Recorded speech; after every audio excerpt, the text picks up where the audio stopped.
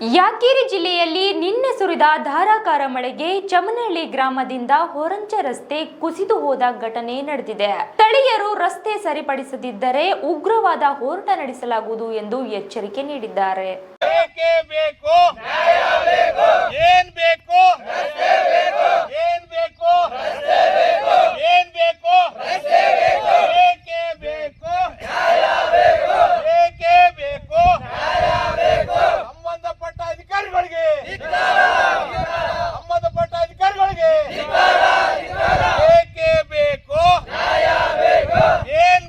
ಚಾಮನಹಳ್ಳಿ ಗ್ರಾಮದಿಂದ ಓರಂಚಿ ಹೋಗ್ತಕ್ಕಂಥ ಈ ರಸ್ತೆ ಏನದ 2 ದಿವಸದಿಂದ ರಾತ್ರಿ ಸುರಿತಕ್ಕಂಥ ಧಾರಾಕಾರ ಮಳೆಗೆ ಕಂಪ್ಲೀಟ್ ರಸ್ತೆ ಕುಸಿದು ಭತ್ತ ಎಲ್ಲ ಹಾಳಾಗಿರ್ತಕ್ಕಂಥದ್ದು. ಸಂಬಂಧಪಟ್ಟ ಅಧಿಕಾರಿಗಳು ಜನಪ್ರತಿನಿಧಿಗಳು ತಕ್ಷಣ ಈ ರಸ್ತೆಯನ್ನು ದುರಸ್ತಿ ಮಾಡ್ತಕ್ಕಂಥ ಕೆಲಸ ಮಾಡಬೇಕಂತಕ್ಕಂಥದ್ದು ನಮ್ಮದು ಆಗ್ರಹ. ಇವತ್ತು ಈ ಸ್ಥಳದಲ್ಲಿ ನಿಂತು ಎಲ್ಲರೂ ಗ್ರಾಮಸ್ಥರು, ಈ ಭಾಗದ ರೈತರು ಎಲ್ಲ ಸೇರಿ ಪ್ರತಿಭಟನೆ ಮಾಡಿದ್ದೀವಿ.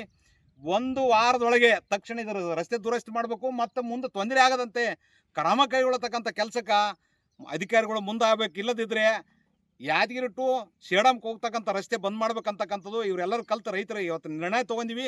ಈಗ ಕೃಷಿ ಚಟುವಟಿಕೆ ಮಳೆ ಚಾಲುವಾಗಿರೋದ್ರಿಂದ ಕೃಷಿ ಚಟುವಟಿಕೆಯಲ್ಲಿ ರೈತರು ಏನದ ಇವತ್ತು ರಸಗೊಬ್ಬರ ತೊಗೊಂಡು ಹೋಗೋದು ಮತ್ತು ಆಟೋದಲ್ಲಿ ಯಾವ್ದಾರು ಹೆಣ್ಣು ಮಹಿಳೆಯರು ಕೂಲಿ ಕೆಲಸಕ್ಕೆ ಹೋಗ್ಬೇಕಾದ್ರೆ ಪರಿಸ್ಥಿತಿ ಗಂಭೀರ ಅದ. ಇದರಲ್ಲಿ ಬಿದ್ದು ಯಾರಿಗೇನೋ ಅನಾಹುತ ಆಯ್ತಂದರೆ ಸಂಬಂಧಪಟ್ಟ ಅಧಿಕಾರಿಗಳ ವಿರುದ್ಧನೇ ಪ್ರತಿಭಟನೆ ಮಾಡಿ ಅವ್ರ ಮ್ಯಾಗ ಕೇಸ್ ದಾಖಲೆ ಮಾಡ್ಬೇಕಾಗ್ತಕ್ಕಂಥದ್ದು ಎಚ್ಚರಿಕೆ ನೀಡ್ತಿದ್ದೀನಿ.